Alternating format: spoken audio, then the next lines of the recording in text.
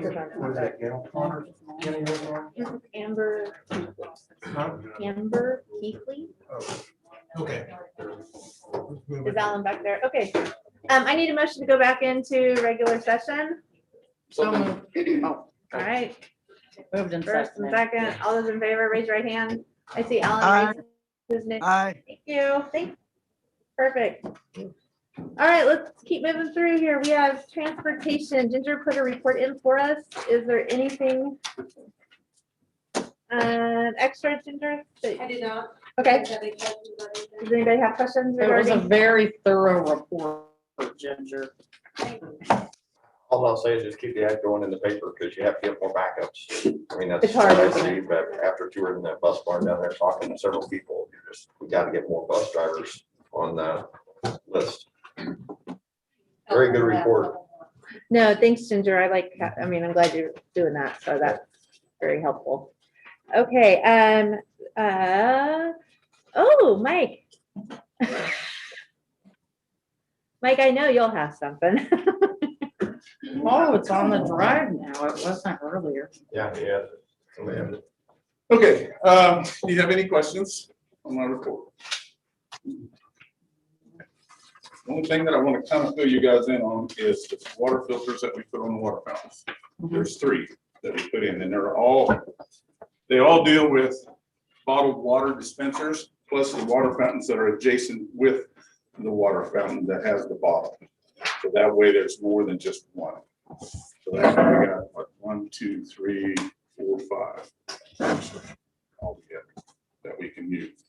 We're waiting on sterile bottles to come from the state to be able to get our water samples.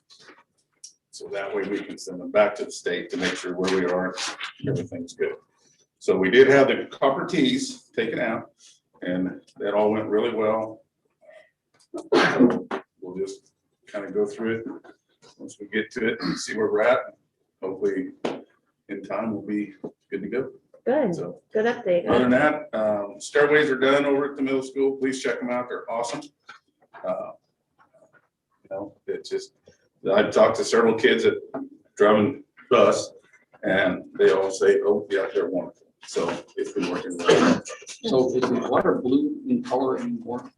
You know, I don't know, Michael. I can't answer that because I'm not in there all the time. So I really can't answer that. So over Christmas break, we didn't have anybody report that any of the ones that we've got toilets that people just don't use them for two weeks, and we have not had any issues.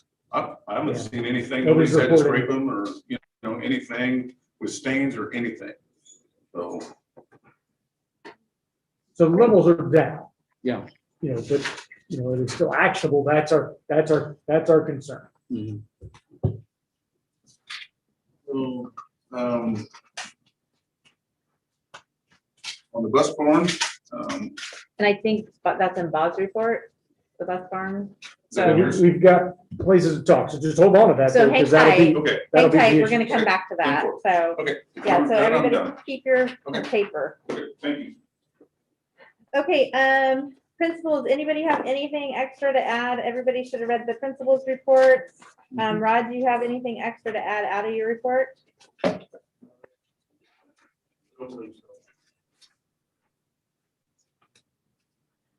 All right, Michael, do you have anything extra to add?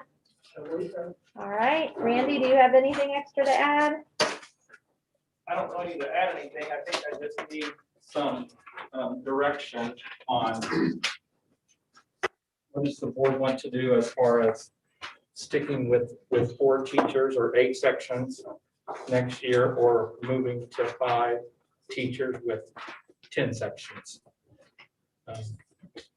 So I think the last time we had a meeting, they presented and we were talking about the screening process, and the screening date has been set, which you saw in my report, and that has been advertised and sent to the paper and things like that. We need to be hiring a 4th teacher. I'm looking forward to next year when our teacher that has been ill is able to be back and we don't have to have the sub has been great. It's nothing against her, but having a full complement of 4, if that's what we do, with our resource person that's able to, to pull out students as needed, instead of having a patchwork, because we didn't just have the patchwork of sub. As you remember, we also had Susan Baum is our sped teacher, was also having to, so they have made it work. They work really hard, but if we stick with 4 next year, it's gonna be fabulous because of the program they have, but also we're gonna have a full complement of staff doing what they're hired to do, instead of Susan having to do 2 jobs, and then one teacher isn't able to be there for reasons we're not gonna talk about, but anyway, if you guys choose to have us go to 5 teachers, then we need to hire 2 teachers, and like I stated in the report, we found a way to squeeze us in there into the existing building, but that's a discussion that Bob will probably need to lead, or you guys make a decision on, or whatever. Because obviously there's lots of finances tied to that. Do you guys have any questions? So right now we have 4, but one of those is Susan doing 2 jobs. Right now we have 4, and then we have Susan Right. doing 2 jobs. Right now, we have 4 classrooms we have four teachers, one of them being Susan. Yes, and so we have 8 sections. So either way, we need to hire a preschool teacher for next year. Either way, we need to get one hired. But what you're saying is You want to hire the one that we didn't fill this year. that we didn't fill this year, but then you want to hire an additional one If- besides that. If you guys choose to move us to 5 teachers and then 10 sections, yes, we would need to hire one that we tried to hire when I first got here that we weren't able to, so that's why Susan stepped in and did what she's doing. And then we would need to hire a 5th one, another one to make it 5. And so hiring the one that Susan's doing really wouldn't change the layout of the building. No, but it does increase your costs. I mean, you need to think about Right. that too. No, I'm just Yeah. trying to, Right, it doesn't change the layout of the building. That person's gonna go right into the classroom Susan is using now, because that's what it was when they went and purchased the things for that additional classroom. I mean, it was already there. And so when Susan said she would do the classroom, she just moved into that room, and so she doesn't have her sped room. They made it work. So how many kids total are in the preschool program? Do you know that? I wanna say 102, but I may be off 1 or 2. Okay, Yes. Are we presenting, are we talking about this now, or? is this Well, We can now, talk I- about an hour, we Well, can this- talk about it what's the, later on. I was in just gonna the ask, like, other when's your part. deadline to know to hire somebody? To hire somebody? No, like, when is the deadline that you need to know whether we're gonna go to 4 or 5? Well, they're screening March 5th. And we have put in our advertisements, if you haven't seen it, Yeah, is just because you're being screened does not guarantee you a position. And I think that's a very fair statement anytime you screen. Yeah. But that's how we did it, just so we didn't put ourselves in, I didn't put us in a corner, I didn't put you in a corner. mhm, It just kind of leaves it out there. The sooner the better. I mean, I wouldn't want to, if we wait very long, we're going to be in the same predicament we were last year, because it's very hard to find preschool teachers. We actually have one, a gal student teaching in our building right now that's kindergarten that I know is interested. I've heard that there's other people in the district that may be, or that live in the community that may be interested. It's just a matter of getting on it. okay. so I see this is an agenda item down below. What did I do? What did I do? Jump ahead? It's okay. You just want. It's an agenda item on. Oh, I'm sorry. Nope, they're fine. It was all a part of my principal's report. Sorry, Yeah, Terry. That's why I was just asking, because if we're gonna get into the details, then we just need to see the numbers that Yeah. we talked about last time, because we need to have it laid out so we can understand it, not asking a bunch of questions. We need to see what you guys just talked about, what your recommendation is, and then make a decision. We'll address that later then. Do you have that information? I didn't know I was gonna be doing that later. I just thought I was doing. That's this. okay, that's all right. Okay. Let's punt for a minute and then we'll get to preschool and we'll just dissect it maybe a little more. Okay, all right. All right. Carolyn, do you have anything? All right, okay, everybody, let's keep moving along. So, okay, Bob, we'll hit yours. So the monthly attendance. Yep, so as you're kind of going through this, hopefully you figured out the Google Doc thing we're trying out. We're gonna do this for this month and then next month, I want you to do it one more time, just like we're doing it. And let's figure out what the problems are, because I don't want to move to this if you are not gonna do it. I think, Christina, you said, you like it because it's pretty there. Uh-huh. But, if you can't get to the information quickly and do that, then we may have to do something else. So I think it's set up well. Tracy did a lot of prep work to get this ready and get it kind of halfway going. You have view rights so that you can't screw anything up. So you don't have to worry about, did I throw something off there? Nope, you didn't do that. But that's a good part there. So you have the attendance and enrollment in there. So if you don't have it in front of you, no problem. I can throw it up on the screen and everything. But in the end, trying to get you to move a little bit to that. So as we move on, the bus barn incident, it's still under investigation. We don't really have any information due to the investigation. We don't want to give away what everything is. That's kind of their thing. The COVID numbers, thank you, Rex, for pointing out and finding little errors on there. When you look at that, I do need to fix some wording on there because it says it's from the beginning of school, August to there. Now, the new numbers that we're given are basically the semester numbers so any numbers at the bottom are basically what we had this semester. And if you've noticed, those numbers have dropped dramatically. And in our county, they've dropped as well. They're not as robust, but our county numbers are finally coming down a little better. I like to think that that's because we're all getting shots, but I don't know when we're ever going to get the shot for the school. So it's looking longer. So you also got, let's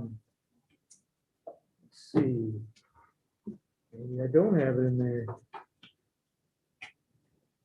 Criteria for the games, did you all see that? It's in there. I got that on the paper side. Yeah. It's in the reports. Okay, good. And then the last thing, like I said in the thing, I just want to reiterate, I want to make it public.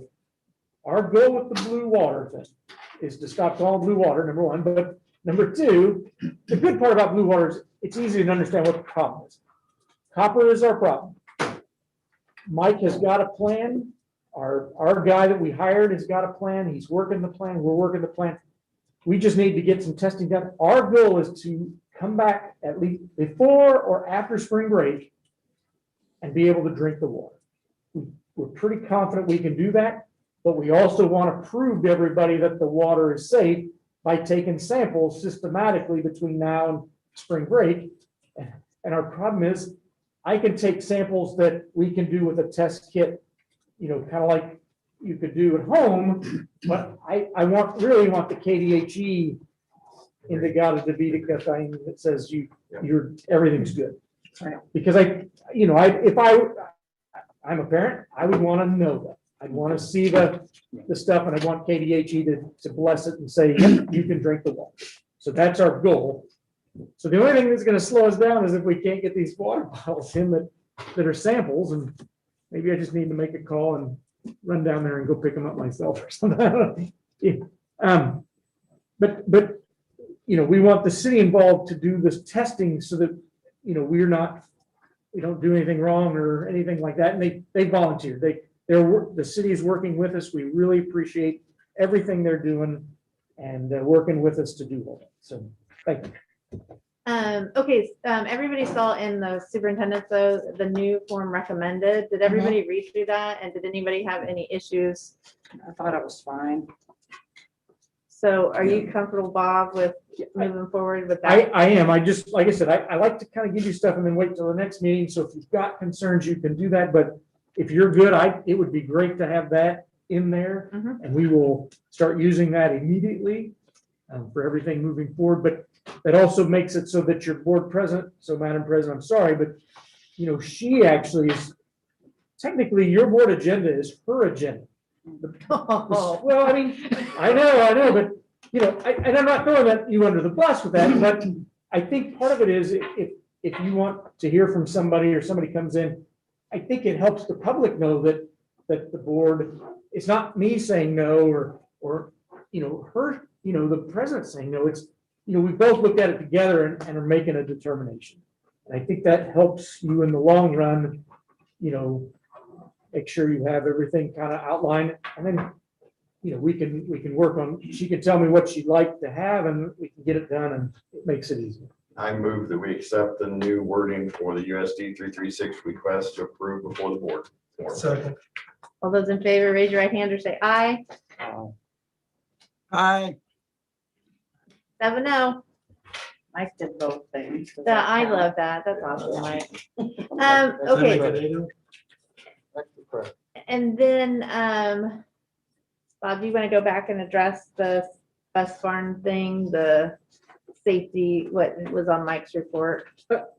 If we can do it there, or we can do it in capital outlay if you want, because Okay. it's really gonna be a Is that capital right? outlay Okay. expense. I didn't have it in there necessarily, but it's not that would definitely be in that topic. All right.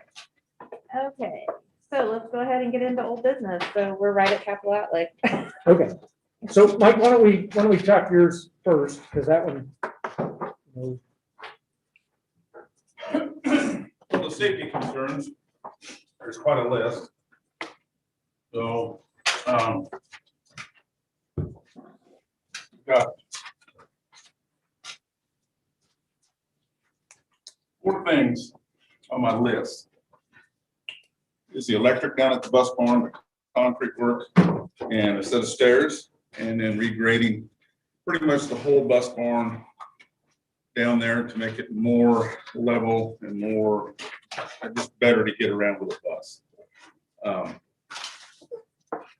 Terry went down there and he was totally surprised of how it is and what we do. And Terry actually come up with a great idea, and we're looking into it to see if we can't add a retaining wall to get the buses to move forward. So it gives us more room on the south side where the buses go around each other. So that was a great idea for that. So, but I haven't got any bids yet for that. It's going to be quite a project. So we'll just kind of, as they come in, we'll get them and we'll go over them and we'll see what we can do. Maybe we'll sit down and kind of see what it's going to take. So I mean, I have the electric bid, but that's about the only one I have. But that'll change since Terry kind of gave me another idea, so that'll totally change. So he's got to come in and rebid everything. So, and once we get that done, we'll try to have pictures, so that way you all can see kind of what we're looking at and how we're going to design it and make it just super, super better. So can you show the before and then what your plan, like what it's now? You know what I'm saying? Yeah, I'm gonna Take take it the, before. yeah, and then show try us to lay what it it's gonna out be. with lines and whatever to kind of say, hey, this is what we're looking at doing, different things to that Okay. effect. So I think it's still important that you do options. So Yep. especially the stairway that you want to put in from the buses to the building itself. That's a no-brainer, and that's, something's got to be done there to help the bus I guess drivers. I'd look at it like the top to the bottom, like Yeah, the highest priority to the, and I'm Yes. not saying that none of these are a top priority. What I'm saying is what needs to be done now, what can be maybe done next year or in Yeah. 3 months or. It's like the gravel part in the back, that's all gonna have to wait till May, June, July. I mean, when it dries out and we don't have no activity in there, that whole thing's, because the buses all have to be out there to be able to accomplish what we want to do. Concrete, of course, you're gonna have to wait for that. So electric, can't really do the electric till we decide what kind of concrete we're gonna do. There's just huge amounts that you all will have to decide on what we need to do, so. but we do have a new bus coming, so like that trailer you want to get rid of, I guess we already have permission to get rid of that. Yep. But We it's have to gonna have have two to- of them. it's gonna have to go. We have two. Are we getting, is this where we're getting rid of one though? The grant that we received, so we'll get the wheelchair bus and then another 7 will have. That's what I read. So Anything else on that, Bob? No, I think the hard part is, Mike is exactly right. He's got that list, but, you know, it's hard to break it down to do just one thing. So like you said, he's got an electrical bid, but now he's gonna have to change it because something changed in what we're looking at.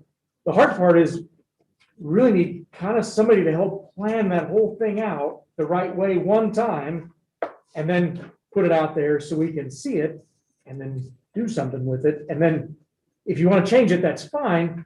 But we feel like we're just kind of this, and then, you know, oh crap, you know, I guess I don't know how to articulate this any better, but it's hard to get this done. And then I guarantee you, we're gonna have to bid it before it's over because it's gonna be over 20,000 now as it's growing. So we're kind of in that limbo of, God, do we really want to take on that bigger project? But you really want to do it right.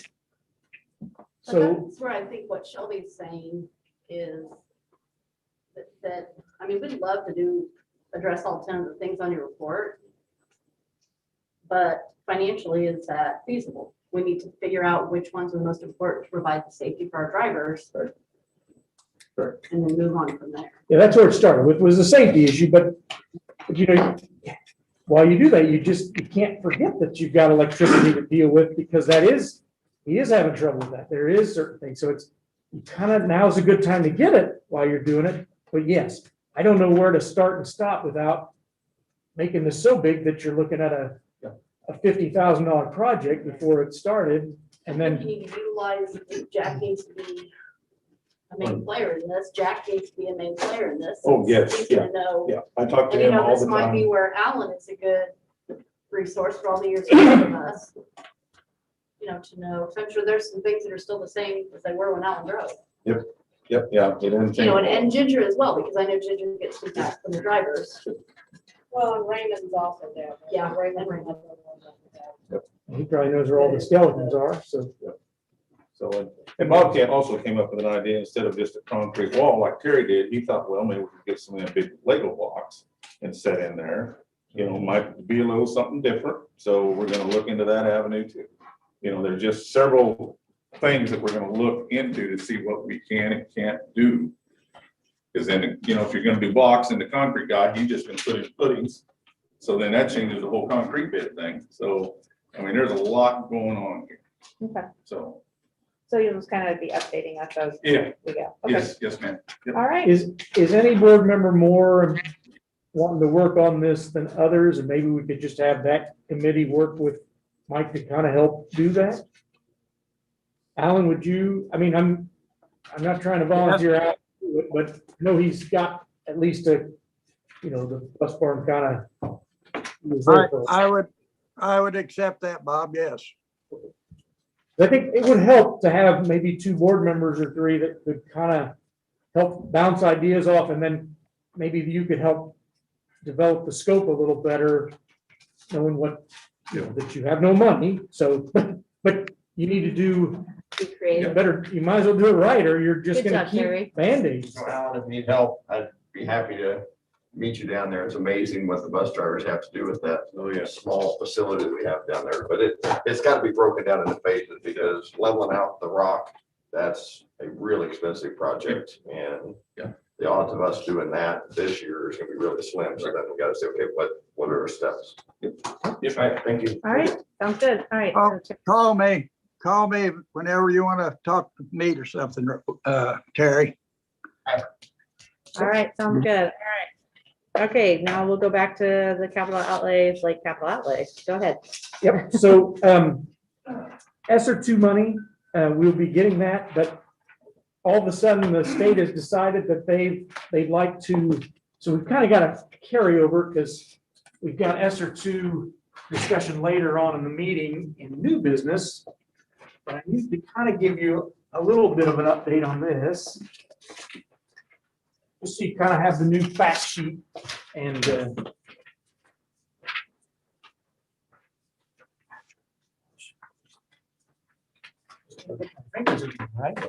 probably save this. COVID problems because I can't with my fingers, so.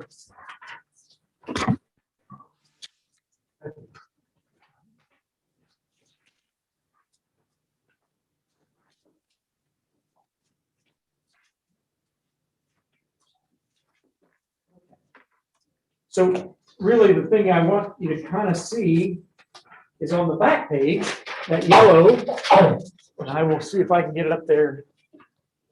Or people on TV land can see it.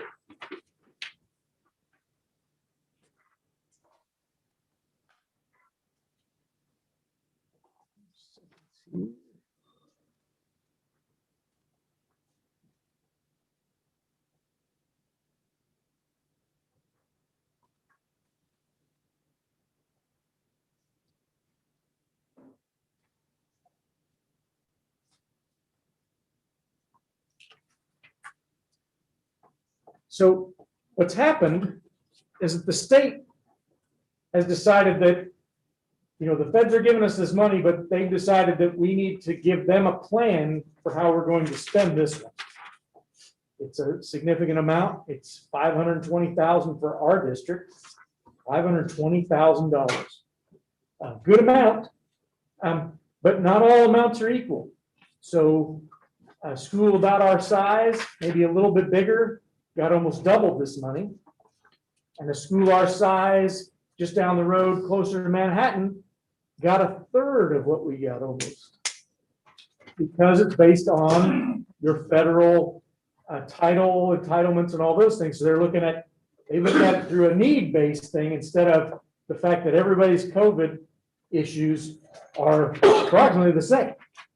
So when they went through and did, when everybody got their check from the government, everybody got the same amount. But if you got to a certain level, you might have got deducted certain amounts.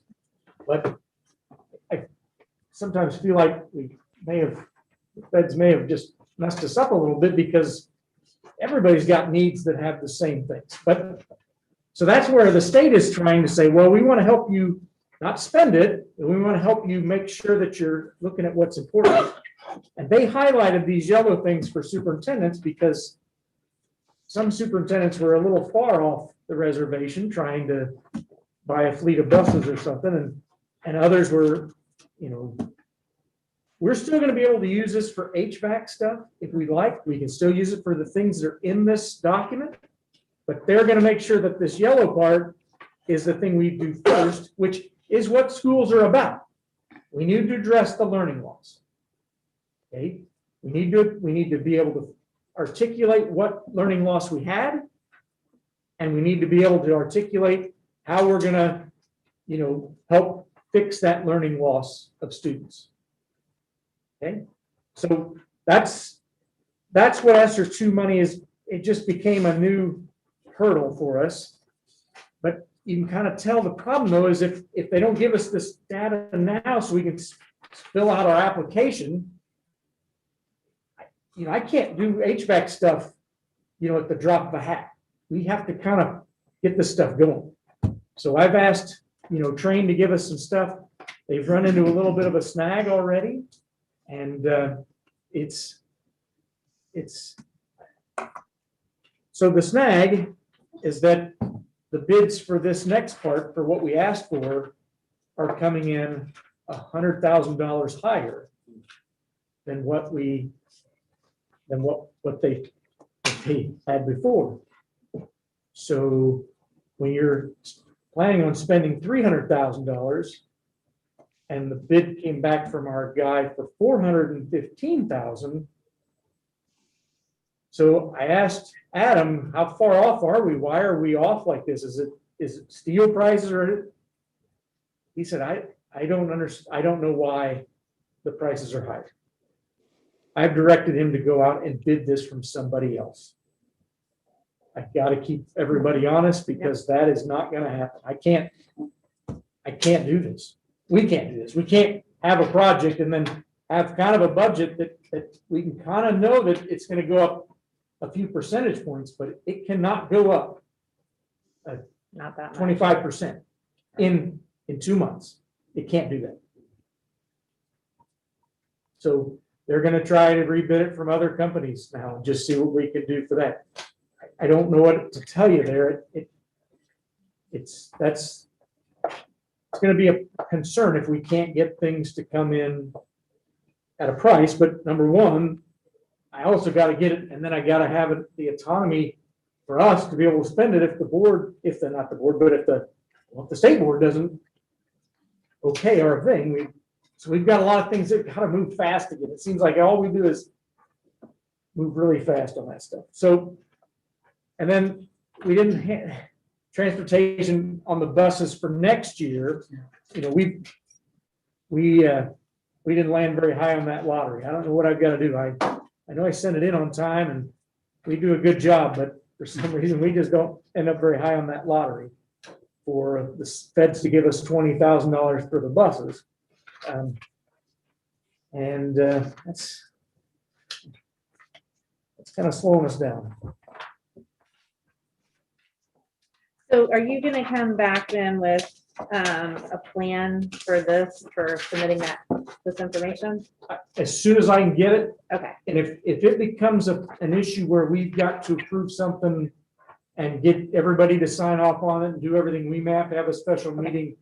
Because if you really want to spend some money over the summer to add on to this HVAC project, we can't wait. We cannot wait until May to make a decision. It's gonna have to kind of get going faster. and I read in here, we're on number 13 and 14, that's where that HVAC would come into play. That's correct. So, It's not that we can't do it. They just really are trying to push us to. number 12 and Yeah. looking through everything. Now, honestly, I understand why the state's saying that because the legislature is trying to use this money to backfill education. Sure. So kind of like what they do with the lottery. Hey, we'll put this money in education. Then all of a sudden, hey, we got extra $2 million. Let's give you the 2 million from the lottery and take 2 million out of your budget from somewhere else. And it's not, I don't think they're going to be able to pull that off, but the legislature is going to try. And then you'll come back next with train a new bid for that. As So if Yes, they're as too soon as high- we get that, we can do that too. I feel like we need to get it all kind of going at the same time. So I just want to ask a question. If it's too high, 13 and 14 matches what we planned on doing anyway. We could take the money and put it towards what we've already approved. The train is currently working on, from what I understand, and they can continue working on getting bids. We're not having to rush. We've already approved a 1.1 million. Okay, so here's the deal. The money that you've approved already out of capital outlay, great. You could backfill it with the other stuff too, but in the end, you still got 2 years to use this other money. But it doesn't help us any to get the equipment we need to fix the stuff that's kind of halfway not working. The reason for this is that we can use this to fix equipment that's not working. So what we did is we're trying to get the stuff that's not working right or working well in there. If we can get it done, that just adds to the list of things we get done now. If we wait a year, it's fine. It just means though that I'm just you saying. don't get the goodie out of it for the year. But we can spend the money. We've already approved that type of a project. That project is already going, yes. Yeah. This is like 3.1. If we can get we've got phase 3 going. If we can just get 3.1 going, we'll just be that much further ahead. And that's the free money I'm trying to utilize. And it helps us kind of earmark it. It looks like we did the right thing in order. Okay, and then this, you were, Yeah, it's back in there. I did, the only thing, and Mike has reached out to a vendor for the track, because we kind of need to do that. This is one of those, I feel like the track project is one where we are going in the right direction again of, we don't have a problem with the track. That's why you need to do this stuff, because you need to do it before you have a problem. This is where we start taking control of our destiny again, because we had it on a plan to do this before. We budgeted 100,000, because we didn't know any better. If you notice on there, I gave you one from last month and then the one from this month, so that you could see that the difference at the bottom.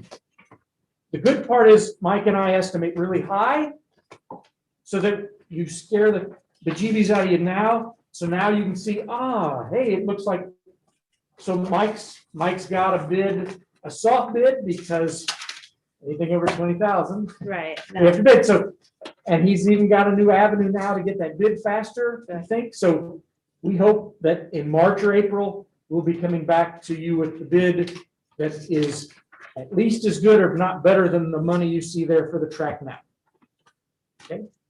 Perfect. Okay, anything else on capital outlay? No matter. Okay, so we'll go on to the policy update.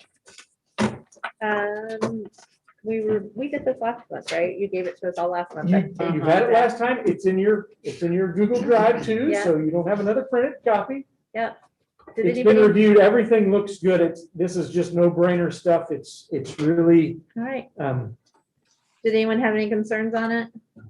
No. If not, I need a motion to approve those So policies.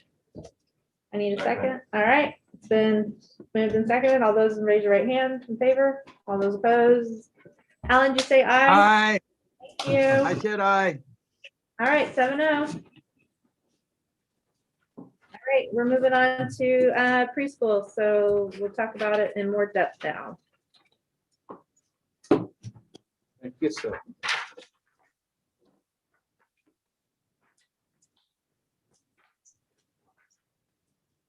Okay. So.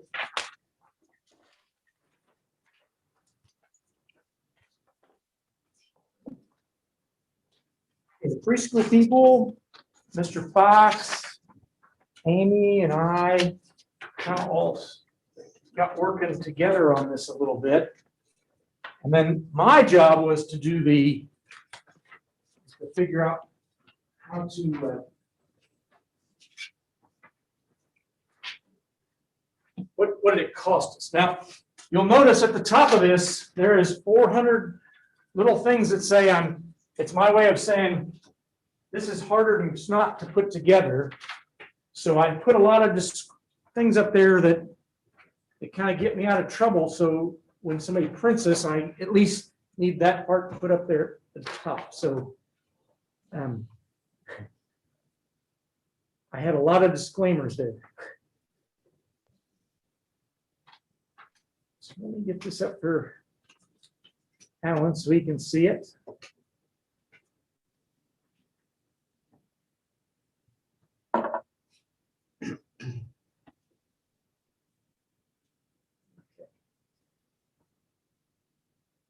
More seconds, Alan. Okay, now can I make that bigger? Let's see. Okay, so all those disclaimers at the top, because this is going back as far as we went. I need to do that to give you a reference of what it's been like and why we've done it. I will show it there too. It's on our Google Doc. Can you see it? Yeah, I mean, it's loaded up on our Google Docs and our iPad.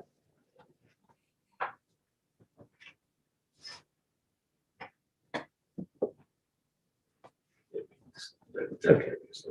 That's all right. So, if somebody wants one, grab it from up there. As we're kind of looking through, I can't get some of these numbers. I don't know the perfect special ed categorical aid. I don't know what it was back in 16, 17. I don't know what it was in 17 and 18. So the numbers for 2021, this school year right now, is about as accurate as I can get them for what it should be. But the problem is we're still only 2/3 of the way through the school year. So those numbers in that column under 2021 2021 are pretty accurate on what things would cost.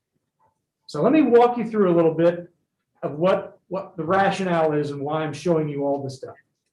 In 16-17, in the 16-17 school year, kindergarten was funded at half time. You only got half FTE for kids. And I know when you look at that and go, wait, hey, that says 82 kids, but how do we get 46.5? That's a little bit more than half, because some kids are more equal than others and they count for more. If they have special ed or if they have, certain ELL or something, they get to count for more. And there's other things that add to it that they do let us have, they did let us have, so we got to do them.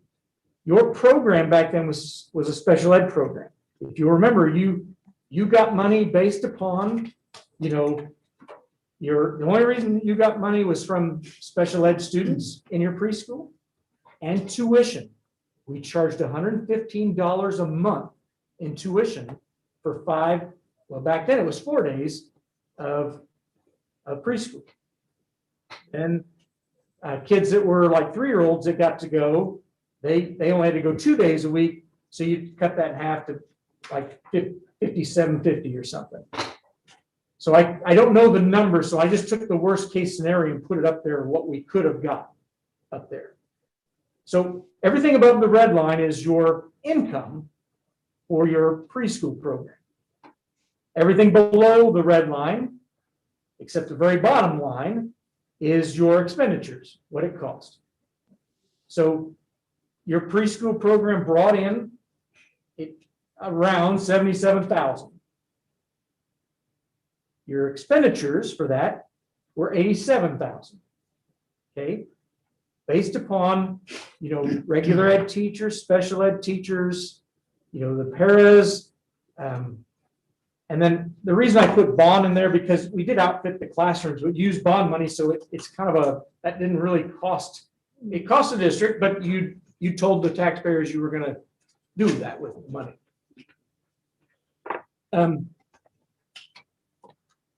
Busing, it's hard for me to, we didn't really, now we're looking at busing and trying to do all that. It's really hard for us to figure out exactly what did that cost back then. So, and I think we can dig more into this and maybe by next month have a really closer to numbers, but I don't think we're too far off here. I mean, we've really done some good things here by going through. Like I said, I don't know what categorical aid though does because it does decrease the cost of a special ed teacher, but a regular ed teacher, they don't get categorical aid. So moving along, the next year, you started getting funding full-time for kindergarten. So I know that you can't really say, well, how did you get that to the preschool program? Well, where else were you going to use it? Preschool or kindergarten, you've been funding kindergarten, you've been doing a full-time kindergarten while only getting half funding since, what, 1998 or something? I don't know. Forever. So in my rationale, once we started getting funding for kindergarten, when we were negotiating with teachers, we were telling them that, no, that money's not new. That money's going back into the programs that are early childhood. So that kept you off the chopping block as a board when you're negotiating to say, hey, we're trying to use the money toward the programs. We got this new money, but that wasn't new money to go to just salaries for everybody. That should be money that kind of keeps us able to open and operate programs for our younger kids. At the time, we were also facing a bunch of, if you remember, we have a lot of little kids that were coming in and it was like helter skelter. Oh, what's going on with these little dudes? How do we help them figure out? So that's why we were doing that. The next year, the state, after 10 years of freezing it, opened it up so that because they had this new money for you, they said, hey, we're going to let you do an at-risk program if you want. There were schools in the state that had an at-risk program, but you didn't have one because you didn't apply 10 years ago. Not very many people did, but they opened it up and now they're letting people do it again. So you had slots, you did that. We started cutting back on the tuition because we were getting some funding. And in the end, if you look, you made money one year if we used the idea of having the half funding for kindergarten go toward your preschool program, offset that. When you go through to the end, you can kind of see it does cost you more to run these programs. That is also one of your board goals is to look at birth work the school. What can we do to help get kids in and ready to go to school? And then the next part is, your next part is after, what are we gonna do at the end? How are we gonna help kids when they leave in school, high school? How do we keep them next 2 years? How do we help them get through that? And we have no influence on them, but we need to do things that help them get prepared for that. So that's where the rationale is on the month. Okay? I know that's about as clear as mud. Alan, I'm sorry, I probably should have been showing a little bit more there so you can kind of see what's going on.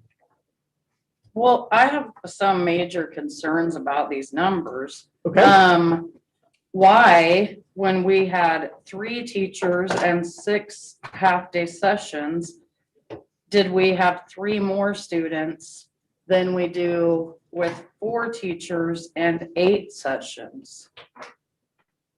okay, so which year are you looking at? 1920 and 2020. Yes, thank you. The numbers guy knows.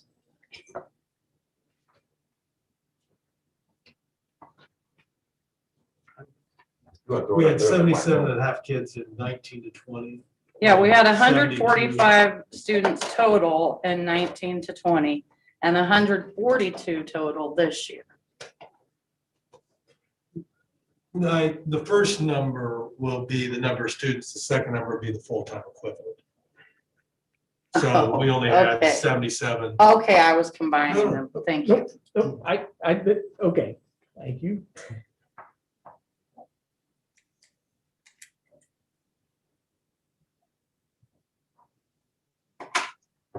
Man, do I have a number itself? Okay. See, in 20, we had 4 teachers, but we actually had 5 fewer students than we did the year before with 3 teachers. Right.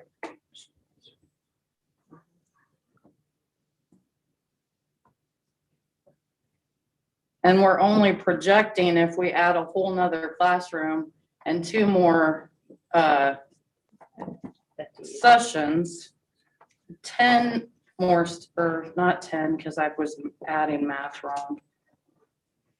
5 less students than we had in 18-19 with 3 teachers and 5 sessions. Okay, so, So we've added 2 teachers, but are serving 5 less kids. I think that's what Christina's trying to say. Exactly, thank okay, you. I guess I'm not seeing where you're serving 5 less kids. The total number of take, 19, we have 85 kids, right? okay, you're looking at kindergarten, at the very top? Yeah, row? that's where Christina's looking. Okay, so kindergarten is a whole different ball of wax.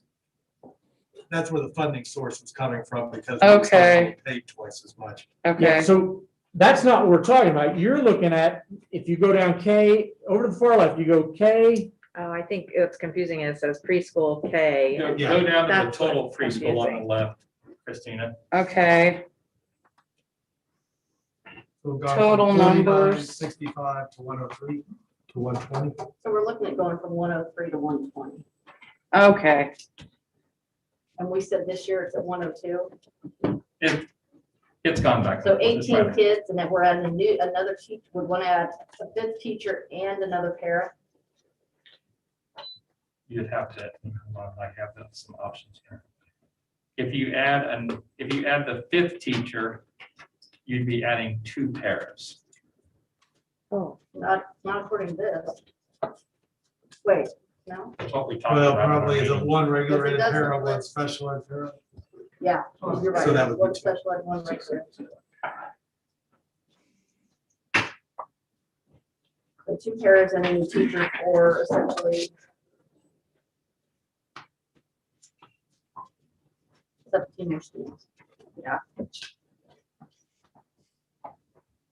so can I ask a question here?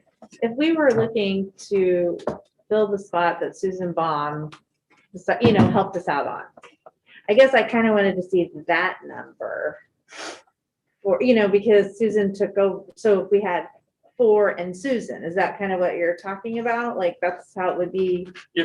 if we go into next year with what we have right now and we fill that spot, it would be 4 classroom teachers and Susan would do her regular job, which is special ed. Okay, So you would have 4 classroom teachers, 8 sections, and then Susan would be the special ed, and then she and her paras would help. Instead of all of the special ed kids being in basically 2 rooms, because that's how we're having to serve them, because we can't spread Susan out far enough. We could go like it has been before I got here, and we would have a few special ed kids in all the rooms, not, which is better I was gonna anyway. say, isn't that what we, This Isn't is that what what we your want? cost would be at the end. This is about what you'd be short. This number right here, 77, okay, 77. okay, so we So- did figure So that. this the is- 36 is what we saved by, when we weren't able to fill the slot.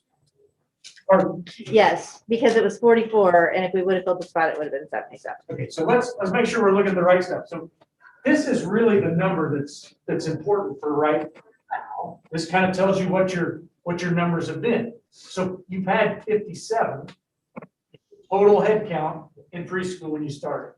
58, 49, 65, 103.5 is what I had the other day, but it's, it's different now. and Every day it's different kid or whatever.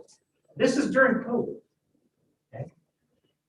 This is what we were told, they've got all these kids wanting to sign up, so I just put 120. That number can go up higher, but it's a predicted value. I can't guesstimate it till we It's have not the thing. predicted on because there's an ideal number of kids to have in a preschool class. So we couldn't say, let's just raise it to 130, because then that's gonna make our class size. If we went to the max, it'd be 150 kids. If we went to 5 teachers, 10 sections, that is the max, because you can't have more than 15. Okay, that's not true. We can have as many kids as we want. You just have to have more adults. That's the law. The law is for Well, every. and I every get kid. the law, but I think, No. which we need to follow, but we need to also look at it, what the best practice is for how many kids are in class. I get it, but we have to be careful about how we say that that's the max. We can only have 150. If you have 152, you're okay. Nobody's gonna come beating us up or anything else. We just have to be careful about what we do. So I talked to some people that were on the original committee, like to plan the at-risk program. And their intention was not ever to have a ginormous program and put all the other preschools out of business in I'm town. not trying to put. It was preschools out of- only to help kids that could not afford that tuition. And that had special, Yes, Needed and that had special, special yeah. needs. So I think there's some concern with those members for sure that the other area preschool numbers are going down. Some have had to close because now we offer free to everyone. Okay, so what year did that preschool close? What year did it close? Correct. Last year, I believe.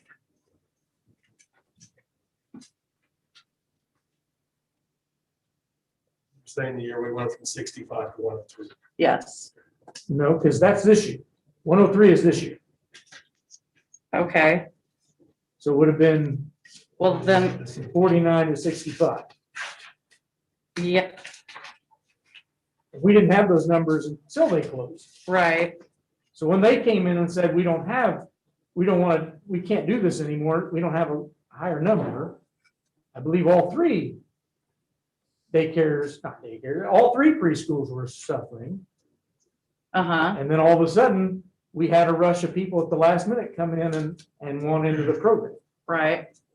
I don't think we caused anybody to close. Well, this one did not close during COVID, so it Got- can't have been this year. That's correct. Yeah. So what I guess what I'm getting at is, we didn't cause anybody to close. But I think we need to look at the fact that, because I know in their presentation, it was for all of Jackson County, if I'm correct. Well, our district, No, that's not what they presented. They presented all of Jackson County. And we have to remember, we have 2 other schools that have preschools, and we do have 2 other. I think I would be more in favor of expanding if there weren't other options for families in town. Because there's Lady Lori, there's Lollipop. So again, I had a great tour at the elementary school. Randy, if I can ask a couple of questions, when I was in that tour, we have 4 classrooms now, but we're short a teacher because Susan's floating. Correct. And so you and preschool teachers and Amy Heisler, you guys all got together and talked about 2 different strategies. And this is the type of numbers that I was looking for, but I need to understand from that meeting, there was a lot of discussion about both options, going to staying with the 4 and filling it back up, like Christine was saying, with a teacher and a para. And that cost that Bob put in here that's 2021, basically. That's 4 classrooms and 8. That's what that is. If we filled it back up, that's what that would be, right? So it would be the 77,000. in 77,000. theory, it'd be about That would 77. be if we did the, yes. So based on the discussion you guys had, because you still have some restroom issues over there, and you have some capacity issues over there, and you do have to watch how many kids you can have in 4 classrooms. And I think that's where Dina was asking us, do you know what that number is for 4 classrooms? Do we have a number that we, Our based on the build to size is, we our have build to today, has how been many kids 15. we We can have don't per want to go teacher? over 15 if we can keep from doing that. So let me ask it a different way to Randy. If you know how many kids in the school classroom that we have today fits comfortably in that In those preschool class, class? yeah. What's our class 25? size right now? I know there's no more than 15 in those classrooms right now. Yeah, they're not real big, and you No. got a lot of little kids. And they're bigger than the kindergarten classrooms. So 15. And we're not turning away kids yet. We've turned away 2 all year long. Okay, 2 all year long. And so then when you guys talked, you guys were gonna weigh out the options of going to 5 classrooms, and what does that do for that facility? Because I seen the aerial picture that was attached. Do we have room for 5 in there? I will read the notes because I have a spreadsheet that if I'd have known, I should have just printed them off for you, but You send that to, maybe I just missed. No, he just has it. He's gonna read I it. have it on my phone, in my Google Drive. Option 1 that we talked about would be going into next year, filling that position that's vacant Mhm. and moving forward with 4 teachers, 8 sections. And obviously there's dollar amounts tied to that. The pros to that, it meets the needs of more students in the community still. And the cons are the bathrooms. Storage is an issue for them, no matter if we have 4 classrooms or 5 classrooms. Milk cooler, they're running short on places to put the milk cooler, and for some of our 3-year-olds, we still have changing tables. Those things take up space. Option 2 is to expand the preschool to 5 sections in the existing building. Option 2. So you would still have Diana Fate, you still have Jolene, you still have Kelly, you would have the 4th teacher that we need to hire, and then you would hire another one. And you would have to add another sped teacher, or another para. And then you would have Susan Baum and her 4 sped paras. And the positives of that is we probably wouldn't have to turn away any kids.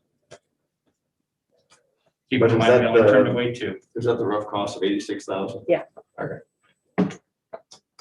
The cons of that, though, is it amplifies the bathroom issue. In space and storage. It amplifies the storage issue. And we talked about the milk cooler would have to go out into the hall, and the only way to put it would be in the corner, which there's no electric there. We'd have to drop some electric, but I think it would meet fire exit code as far as space. That's not an issue. Option 3 is expand the preschool to more than 5 sections, but having to utilize part of the elementary building.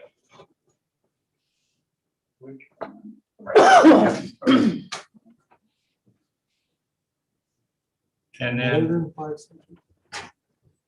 and option 3 is probably not something we would do next year, but that's something that long-range goal, The conversation was long range, Looking down the road. how so- big are we gonna, how big do you wanna make this? And so that's why we put it on there. But really, for next year, it's option 1 or option 2. And what was the recommendation of preschool and Amy and you when you guys met together? What was the consensus?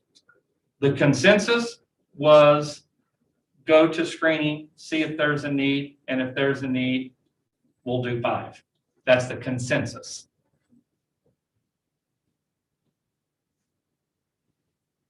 So, good, that's perfect. So I knew you met and I knew you guys talked about it. So do we need to make that decision tonight? We don't, right? No. Because of the way you have it worded, we can wait. See how till- many that it is. I think you probably need to be ready to make a decision in March, though. Right. Yeah, But, your screening is March 5th, so we Yes, would want ma'am. those numbers then right after that. I know, That sounds like a plan. That's what thank you. you know how many kids, I know, you weren't here last year, but last year, when we had the screen, how many kids did we add to that afterwards? I mean, was there a lot of kids that came in after that as well?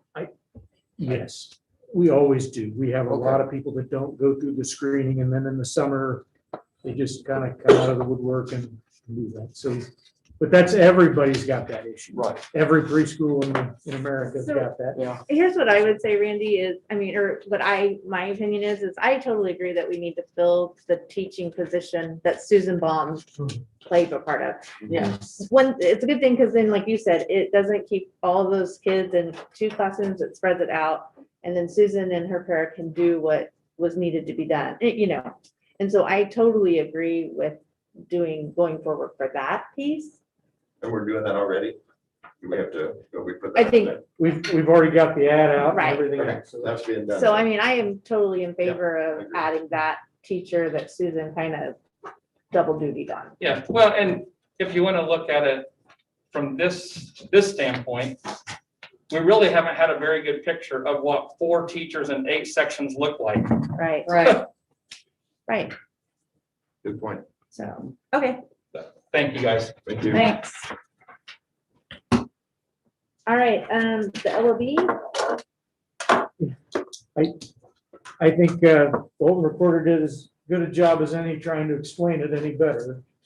Again, without taking another district down to explain it, that just makes me feel bad to try to do it that way. If we don't try to get 30%, you will not be able to keep your mill rate where it is, and you will start losing more and more funding year after year.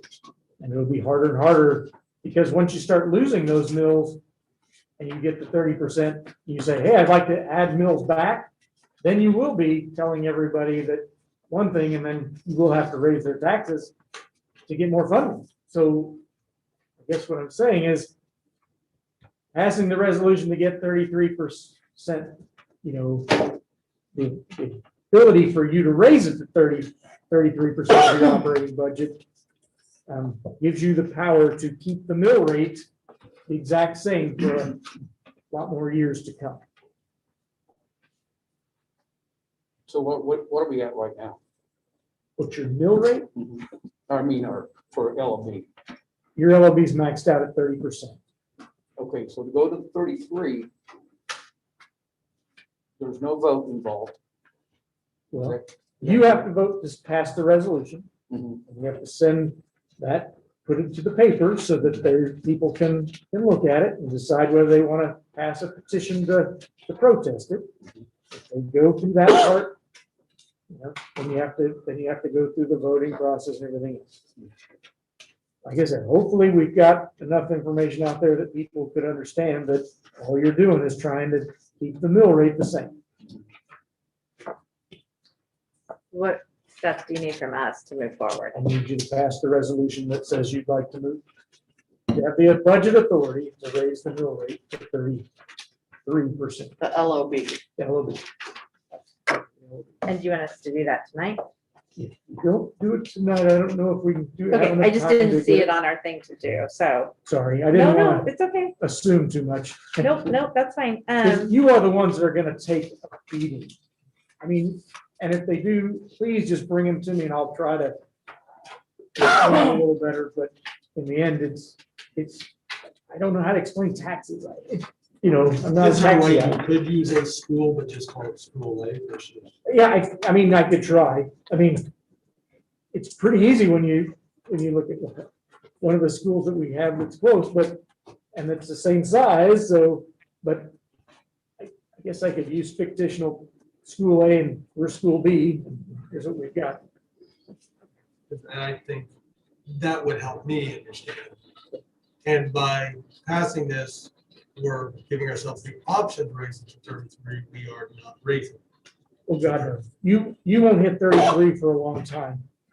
But all that does is that you're not raising taxes. You have the authority to raise taxes, but you're going to tell everybody right away, your job is to try to keep the LOB mill rate exactly the same. You want to keep it right flush with where you are now. That allows you to keep up with everybody around you, plus allows you to keep everything stable. Now, people will argue that, well, my taxes went up. And we don't control their assessed valuation. That's where it gets, again, so many variables I can't express to people. When the assessor raises your assessed valuation of your house or your property or your land, I don't control that. Okay, does anybody have any more questions for Bob on this? And if not, does anyone want to make a motion to adopt a resolution to move our LOB budget from 30 to 33%? The option to do that. Stressing that we are giving ourselves the flexibility to do it if we are not doing it. Correct. I will make the motion that we give ourselves the option to raise the LOB to 33%. Second. All those in favor, raise your right hand or say aye. Aye. 7-0. All right, let's move on to new business. First up is the calendar for next year. So it is in your staff uploaded. Looks like the 2021 that was approved and then option 1 and option 2. So, oh, Brent's on this one. I'm impressed. Thank you. Wasn't he on last year too? Better believe it. Oh, you were? Oh, man, my memory is really bad. That's okay. Or you're for All right, Brent, go ahead. Any questions on basically option 1 is like a mirror image of what we had this year. And then a lot of feedback that we got as a calendar committee was more PD, and we were able to work that in. And so option 2 would be basically we have one PD day a month except for December and May. So is staff staff has looked at this? So not yet. Okay, Well, I just wanted to kind of run it by you guys first, and then if you guys feel comfortable with them, we're going to share them with staff, and it'll go out for a vote, and then that'll be our recommendation to you guys next month. anybody have any concerns over option 1 or option 2 that he can take back? No. All right, I guess Good luck. Thank you.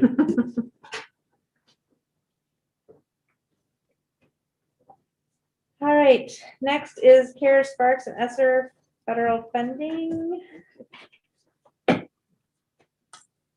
This.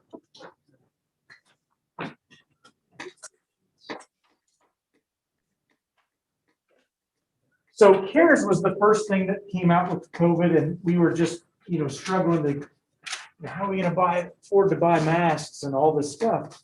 So we got that, and then right as we got that, the feds came in and said the counties, well, the governor gave it to the counties.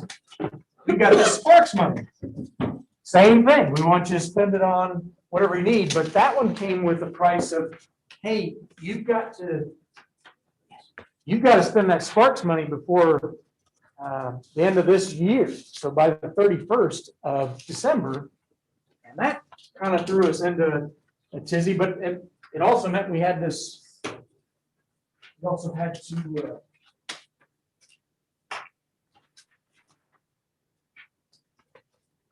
the county's got to choose different amounts. So our county, and that's, the Spark money is in the green on this sheet. That's what we spent the Sparks money on. And if something doesn't get allowed or whatever, if we got a review, we can take something from the other list and put it in there and it'll swap out easy. And I guess why I say that is because I think everything that we did is all good. We're not in any trouble there. That was never the problem. Let me see if I can share this with Alan so he can kind of see it.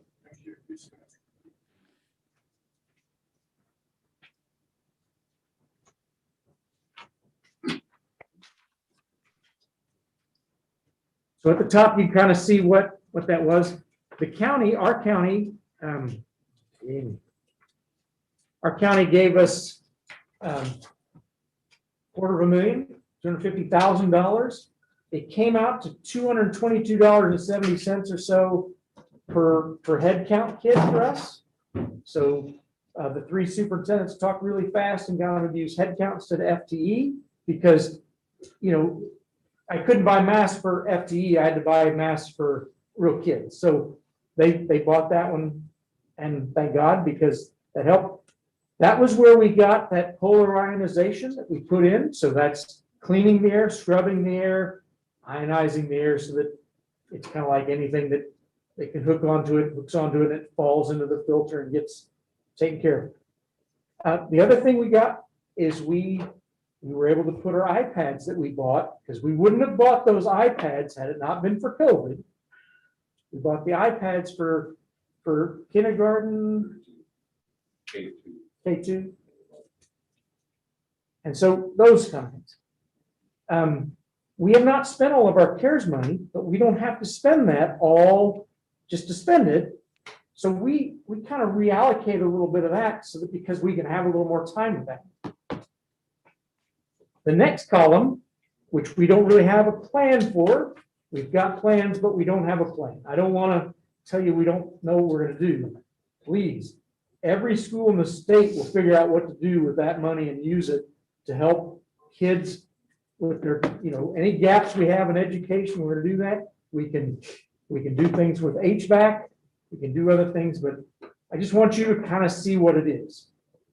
When legislators or the public feel like, they're not understanding what we're doing, that's why we talk about this in a board meeting, to kind of get everybody a little bit of information, but, to also give it to you so you understand.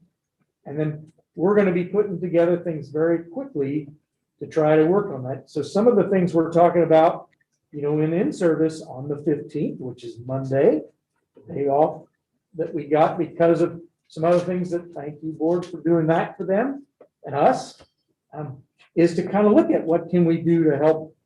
We're going to look at some numbers. How are our kids doing? What are they doing well? What do we need to fix? What can we help them with?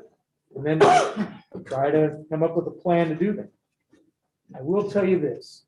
The things that make me nervous though are, we can do summer school. But you all have seen what, not everybody wants to do summer school. The kids who need it sometimes aren't the ones who go. So we can't just say, well, we're gonna do summer school.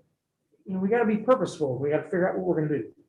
You know, we can do after-school programs, but if we do after-school programs and kids can't get a ride home, that doesn't help. So maybe we would not normally get a bus route afterwards. Maybe that's what we need to do. I don't know. I don't want to tell the staff what to do. I want to give them options that they think would work and help their kids, their students. They know what they want, what will help with the slide, as we call it.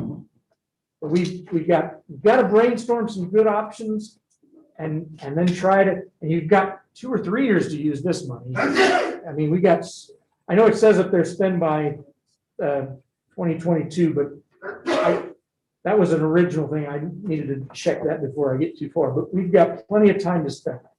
We don't have to get going too fast. I think it's like 2.5 years or something.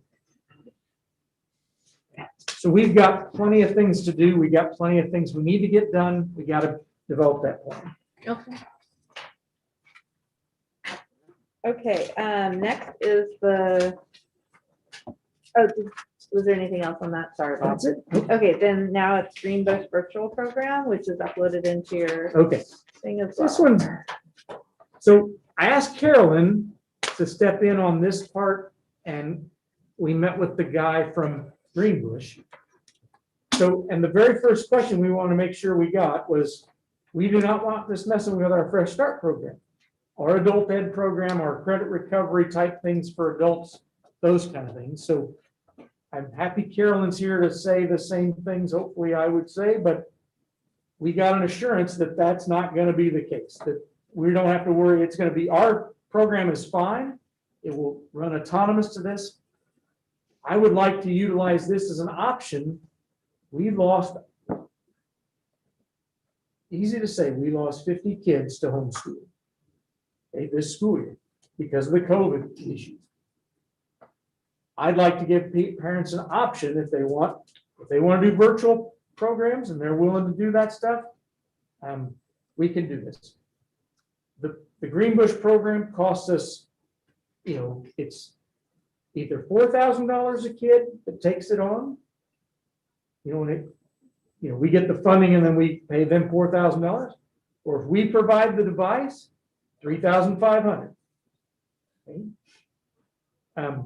We don't have to sign the contract necessarily tonight, but by the 12th, we have to let the state know whether we're going to add a virtual program.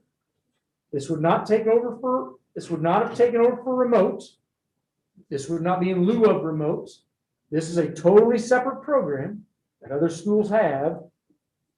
We have the only skin in the game we have is that we have to pay what it costs for them to take it. But in the end, it gets us back our numbers and gives parents an option if they want to do virtual. It would have been nice to have earlier, but we couldn't offer that because we didn't sign up for it in February last year. We didn't know this was going to be a thing. And still then I wouldn't have been real comfortable with it. This year, I feel like we owe it to our people to have at least that option. We don't want to do K1, 2, 3, 4, 5 virtual schools type stuff. I don't want to do 6 through 12. If I had to do something, it would be, 11th and 12th grade, we could probably pull something off. But even that, I don't want to, I don't want to divert resources to do that. We've got plenty of things going like we've got them. This is an option for us that's a really good option.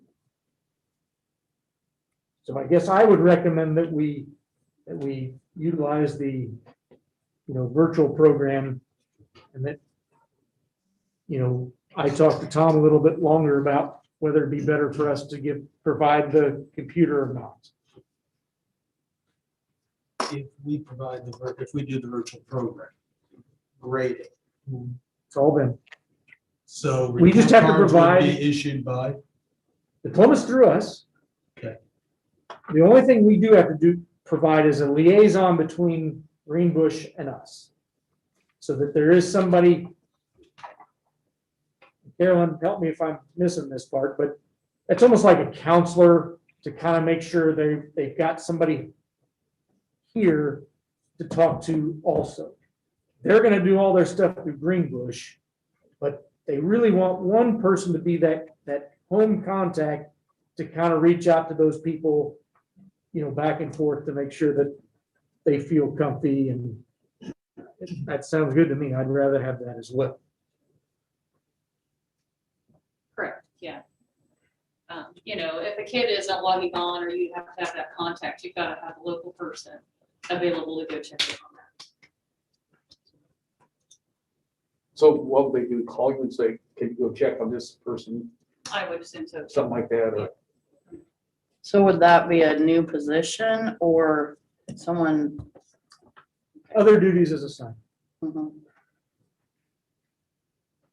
I just basically give it to each principal and they figure out who to give it to for their building. So they don't have to do it either. They can have a counselor or somebody that they feel can be that human touch for those people. So the positive of it is we get to count that person as a student in our district. They sign up with us, enroll, and go through our virtual program, which is housed by Greenbush. They do all the legwork. And yes, that's exactly it. Is this what Jackson Heights used this year? They did not. They did their own virtual school. But then they had to have somebody do it. They had to do other things. And It takes quite a bit to become accredited with the state for a virtual program. I'm only approved for fifth-year seniors and above. And it's kind of a long process to go through, and that due date is coming up in February. So to look ahead It's to next year Friday. to set that up, it's So- not overly practical. So by doing this, though, we don't have to worry about that. Right, they Okay. take care of all of that. Yes. Okay. Yes. so. The only drawback in my eyes is, they take everything they use. I believe it was 6 through 12, right, that they use Edgenuity, which is part of the same company as the curriculum I use. It's got a nice reputation.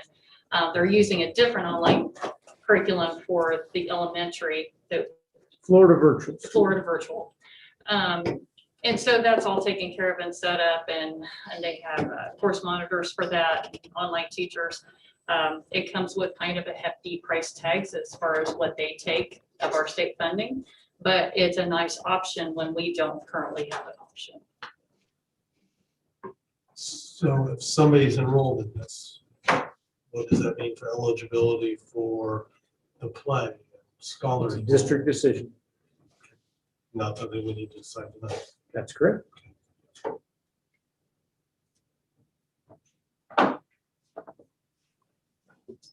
So Any- what grade levels are we talking about? Just, This will offer K through 12, What? right? K-12? K-12. So how many kids, theoretically, how many kids could actually sign up to do that? In our district, we have like 1,100. How many could do it? Yeah, A whole bunch could do.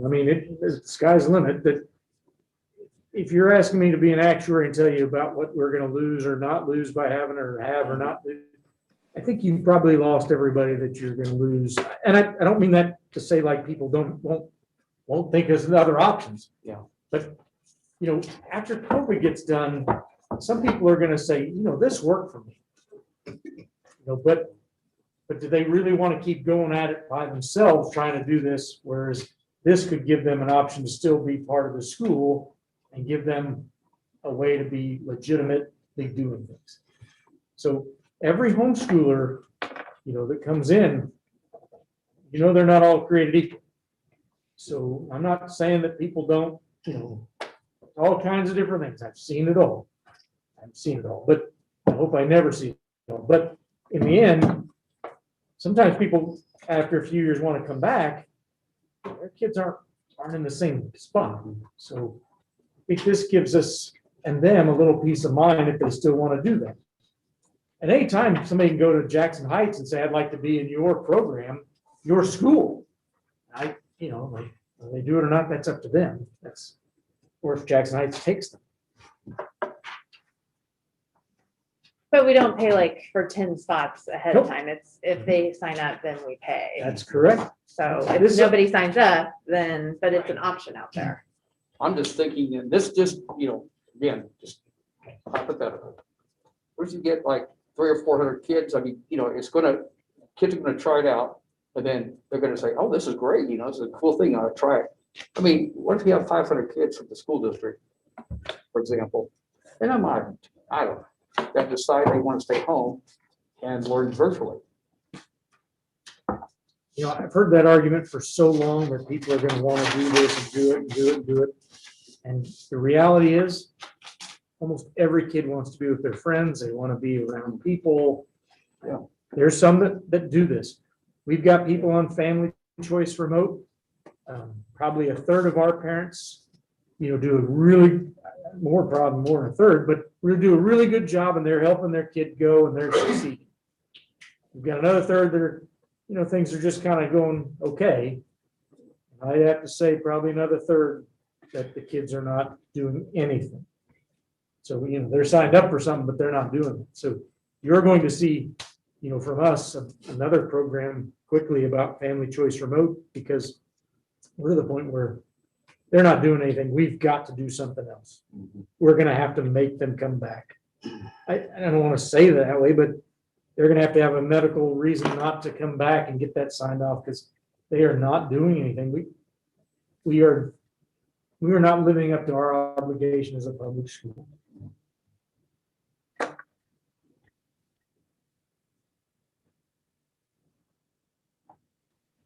Okay, any other discussion on this? We need. Please, if you can, if you'd be willing to. So if somebody wants to make a motion, I'll entertain it.